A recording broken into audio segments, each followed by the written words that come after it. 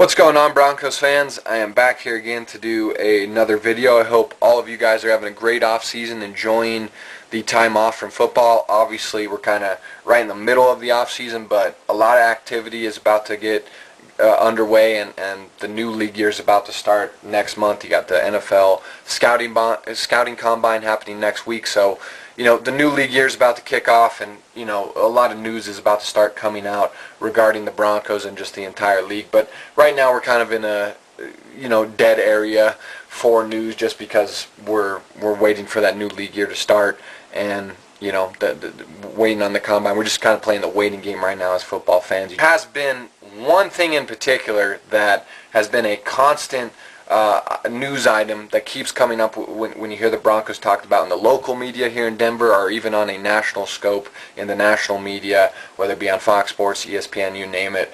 This is a thing that keeps coming up when you hear the Broncos being talked about, and this is a player that we keep being linked to. And we have been linked to this player for several months beforehand anyway, but now that we're getting closer to the offseason, closer to the new league year starting, closer to free agency starting and the draft process, all those things kind of getting underway, obviously this name is now being more linked to us than ever, and it's again been a really kind of hot news item when you hear the Broncos being talked about or discussed over the past several weeks during the offseason. So the player I'm going to talk about in this video is obviously Kirk Cousins. I've got to touch on everything regarding Kirk Cousins in this video, and again how he fits with the Denver Broncos, and hopefully by the end of this video ultimately answer the question, should the Broncos sign Kirk Cousins? In his 6 seasons with the Redskins has really kind of shown his character, his leadership ability, his ability again to kind of be a borderline franchise quarterback and to overcome a lot of stuff off the field in terms of distractions. I mean, you got this organization in the Redskins who have franchise tagged Kirk Cousins time and time after again, really not giving him that long-term extension to show that he is their franchise quarterback and show that confidence and faith in him that, hey, you're our guy. And of course they had the whole RG3 situation with Cousins having to battle him out to be named the starter. So he's played with this organization that really has never showed faith in him and never showed a ton of confidence or belief in him, and you've seen what he's been able to do in terms of his production and ultimately even get this team to the playoffs. I think that says a lot again about Kirk Cousins' mental toughness and not only his character but what it says about him as a man and his ability to kind of just block everything out and focus again on the task at hand, which is winning football games and leading your team at that quarterback position. And then you talk about all the coaching changes he's had to go through, especially with the multiple different offensive coordinators, and to still produce in different offensive schemes and philosophies. Again, you got to give Kirk Cousins a lot of credit, not only for producing the way he has on the field since being named the starting quarterback in Washington in 2015, but a lot of the stuff that he's dealt with off the field and overcome to still produce at that level, I think says a lot about Kirk Cousins. So I really, really respect that about Kirk Cousins, and I think that's probably one of the more attractive things about signing him as a Broncos fan. It's like, if we actually show that we're interested in him and we want him and we have faith in him, that we think by adding him he can make us a Super Bowl contender, and we actually give him the money he thinks he deserves and pay him like a franchise quarterback, what's Kirk Cousins going to play like then, when he now knows that he has an organization behind him that has confidence in him as well?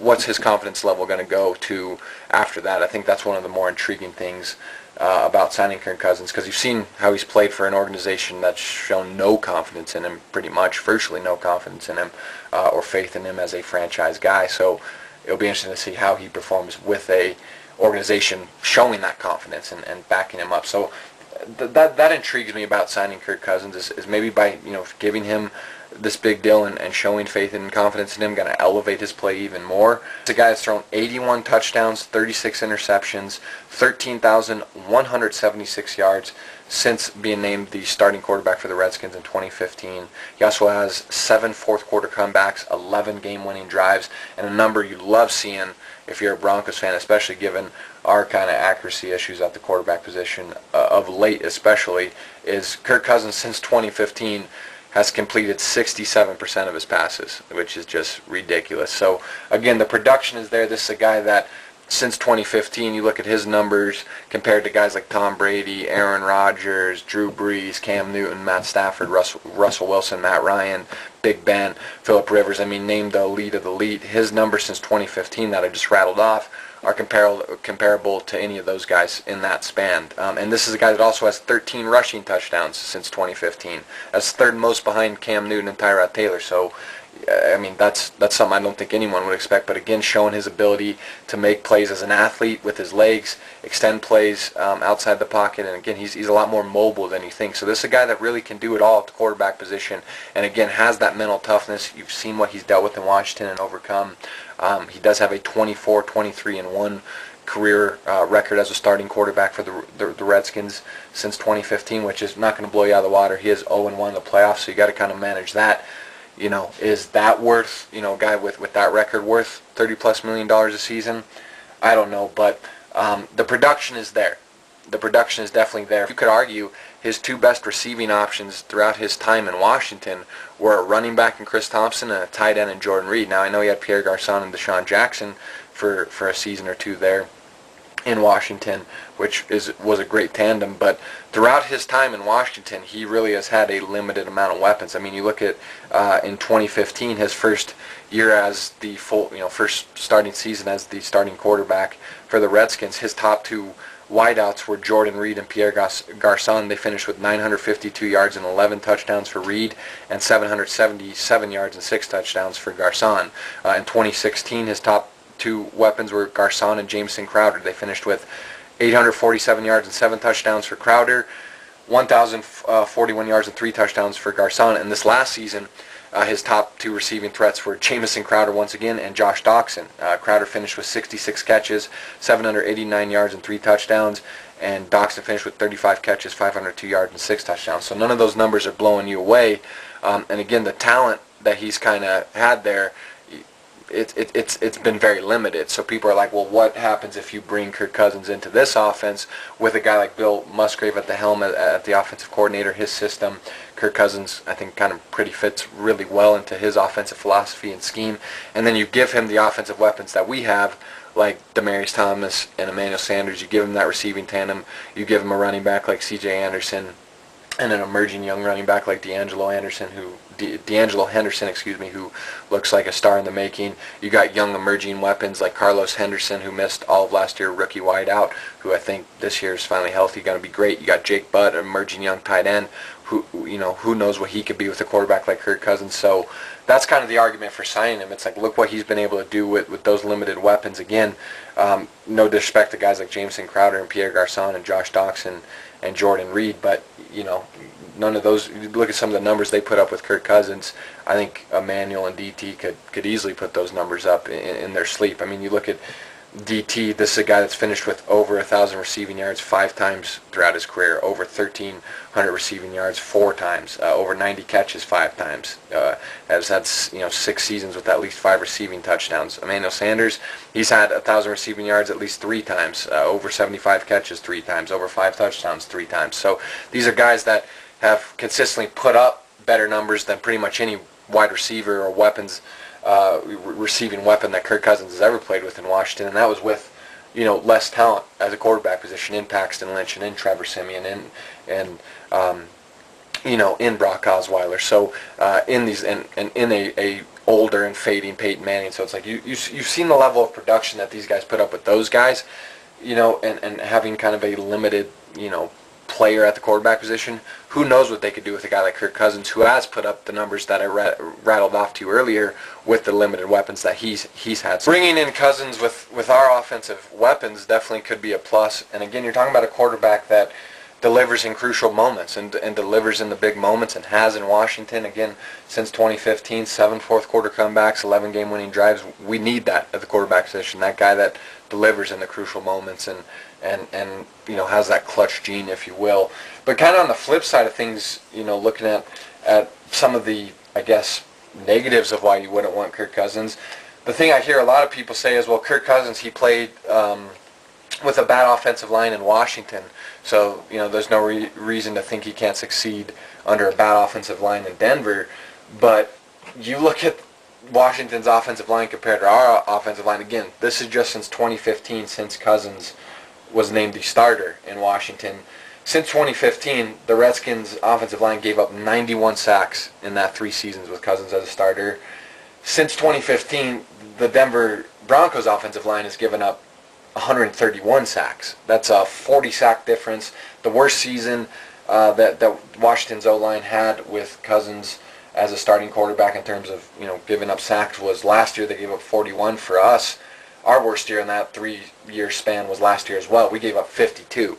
So he's come into an even worse situation here in terms of the offensive line. So I think that whole notion that just adding Kirk Cousins and he's played behind a bad offensive line, he'll be fine with our offensive line. I don't think that's the case. Again, that's a 40-sack difference between their quality of offensive line play and ours over the past 3 seasons. So I don't think, again, just adding Kirk Cousins turns you into a Super Bowl contender, because, again, look at the issues you still have on the offensive line. Again, he has not played behind an offensive line as bad as this one. So that's something you're going to have to definitely address if you sign Kirk Cousins is adding a right tackle, upgrading the guard positions, maybe even adding another left tackle. So it's like, if you sign Kirk Cousins and you sign him to this lucrative deal, how much money are you going to have left to address that offensive line and really those offensive line needs? Because, again, the notion that Kirk Cousins played with a bad bad O-line in Washington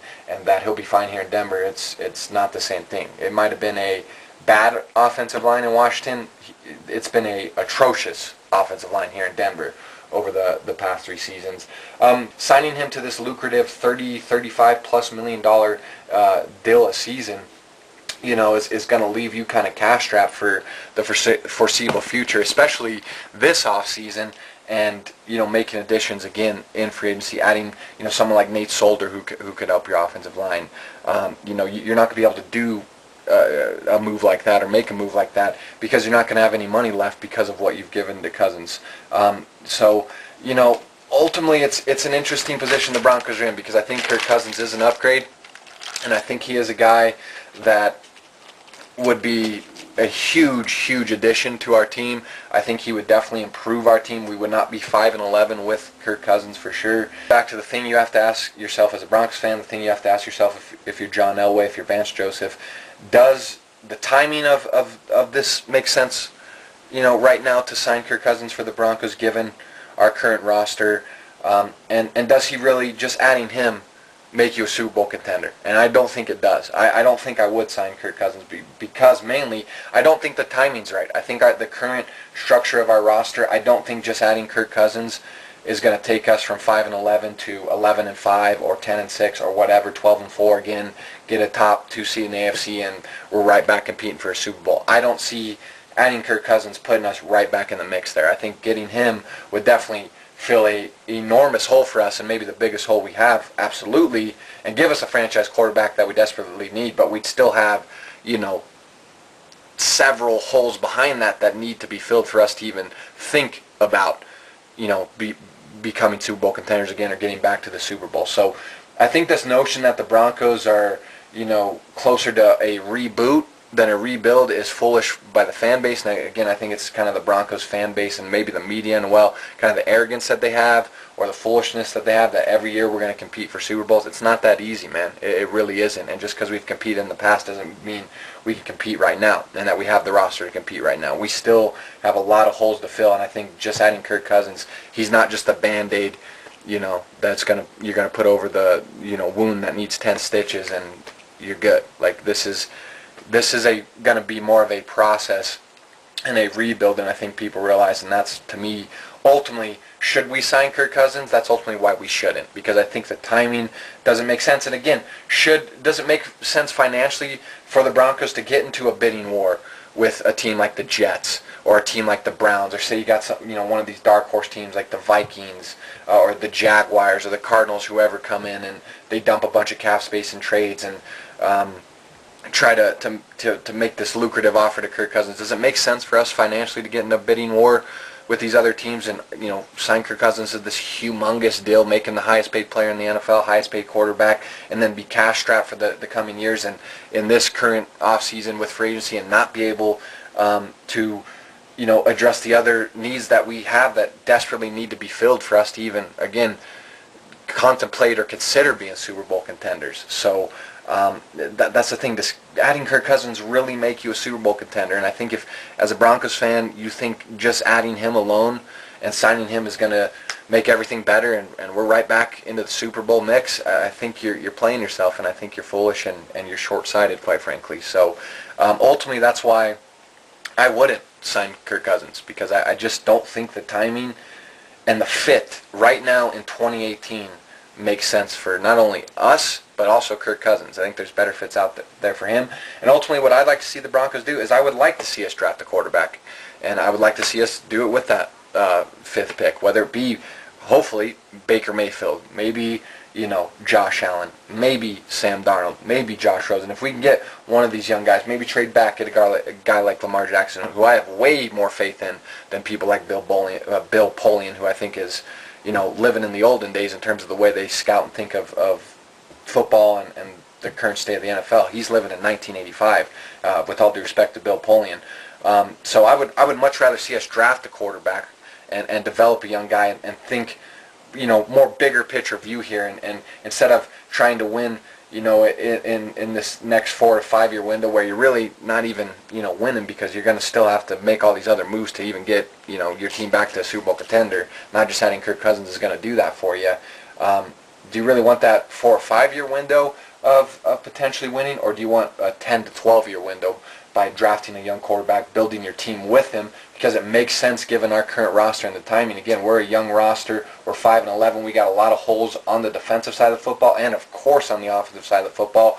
We're in the second year with a young coach. It makes more sense for us, I think, to draft a quarterback. It keeps us more flexible, not only for the short term, but for the long term. You can go out in free agency and add a guy like Nate Solder and boost your offensive line. You can go out and maybe make a run for another tight end like a Trey Burton, who would be a nice complementary tight end from the Philadelphia Eagles, next to a guy like Jake Butt. And you really can kind of start to fill and address the other holes that you have, again, on offensively and defensively in free agency, because you'll still have that cap space to be flexible, because you didn't go give Kirk Cousins $35+ million a season. And again, you can be more of a long-term winner. It's a bigger picture view. I think the Broncos need to have right now. And again, I think it's a better fit for us, and it's a better fit for Kirk Cousins currently, for him to play somewhere else, and for us to not sign him. I think, given our current state of our roster, just the timing of everything, I think it makes more sense for us to draft a quarterback and think more long-term here. I think we're more rebuilding, and I think that's why a younger quarterback makes more sense to us. I know Von Miller is recruiting Kirk Cousins, and he thinks we should add Kirk Cousins, and Von wants to win now, and I get that. But does this player make sense for the Denver Broncos right now, from a financial standpoint, from a competitive standpoint, and from a fit standpoint? And I don't think he does. So that's my opinion. I would really love to hear your guys' opinion on this and take on this and thoughts on this video and on everything I had to say in this video, my opinion, and just what's your opinion? Should the Broncos sign Kirk Cousins, or should they not? Do you agree more with my line of thinking of having more of a long-term view, and given kind of the structure of our roster currently, that we're more rebuilding than rebooting, and that just adding Kirk Cousins doesn't make us a Super Bowl contender? Or do you want Kirk Cousins? Do you think he immediately does make us a Super Bowl contender and gets us right back at the top of the AFC, and is a franchise quarterback, and is worth 35, 40 million, maybe even more a season? And I just would love to hear your guys' take on this, because obviously there's a lot of opinions out there regarding this right now out there, in terms of should the Broncos sign Kirk Cousins. So that's it for me, guys. I've rambled on long enough. I really appreciate you watching. If you like what you heard, you like the content, you like what you saw, please, again, subscribe, like, comment below. I really would appreciate any support that you show for the channel, for me, and for my videos. It means the world to me. And again, enjoy the rest of your off season. I'll see you guys for more videos, especially coming up with the Combine next week. I'll have some videos out, probably talking about some guys maybe, and as we get into free agency and things like that, I'm definitely going to have more content. So be on the lookout for that. And as always, guys, go Broncos. Looking forward to 2018 and really looking forward to seeing what we do involving Kirk Cousins and just the rest of the free agency and this draft process. I'm really looking forward to this offseason as a Broncos fan. Take care, guys.